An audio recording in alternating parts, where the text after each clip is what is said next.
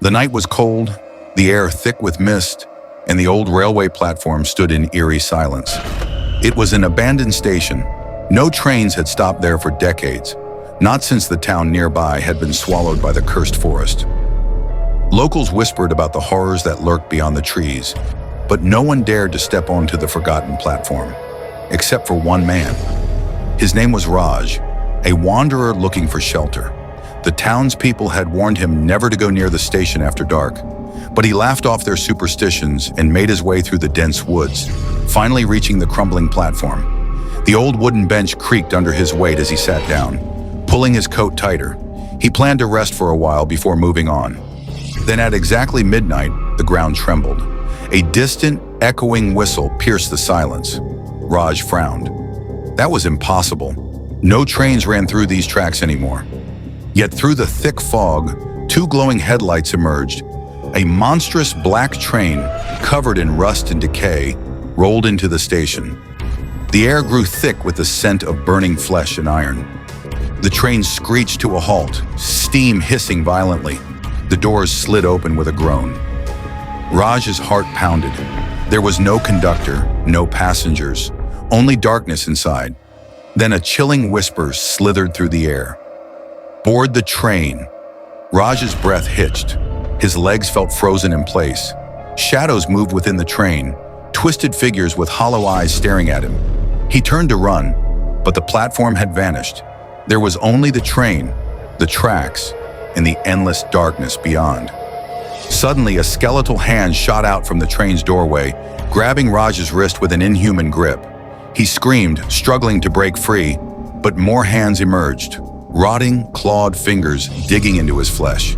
They pulled him toward the train, their hollow mouths opening in silent screams. Raj fought desperately, his nails scraping against the wooden platform, but the hands were too strong. As his body was yanked into the abyss, the last thing he saw was his own reflection in the train's window, except it wasn't his face anymore.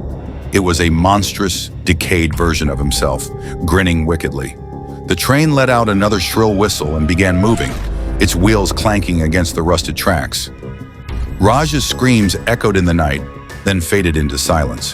The train disappeared into the fog, leaving the platform as empty and lifeless as before. The next morning, the villagers found Raj's coat on the bench, covered in deep claw marks. But Raj was gone.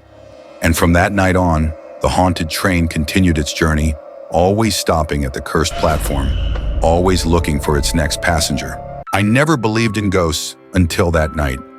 It was a chilly autumn evening, and I was home alone in the two-story house I shared with my older brother Nathan. He often spent nights at his girlfriend's place, leaving me to the quiet, sometimes unsettling emptiness of our home. The upstairs layout was open, with the kitchen, dining room, and living area blending together, and the couch sat in the middle of it all, exposed. It always made me feel vulnerable, like something could be watching me from the shadows just beyond my line of sight. That night, I was curled up on the couch, watching a horror movie with only the flickering TV lighting the room. Every creak of the old house sent a chill up my spine, but I forced myself to ignore it. Just my imagination. Just the wind outside. When the credits rolled, I shut off the TV, brushed my teeth, and went to bed. But my sleep didn't last long. At exactly 1:12 a.m., I woke up to a voice. Daniel. My brother's voice. It was distant, coming from downstairs. At first, I thought I had imagined it.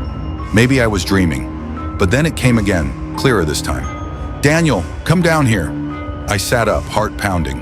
Nathan wasn't supposed to be home. Still, half asleep, I got out of bed and flicked on the hallway light. Nathan? I called. No response. I hesitated, but then the voice came again, this time from the kitchen. Daniel, please. Something about the way he said it made my stomach twist.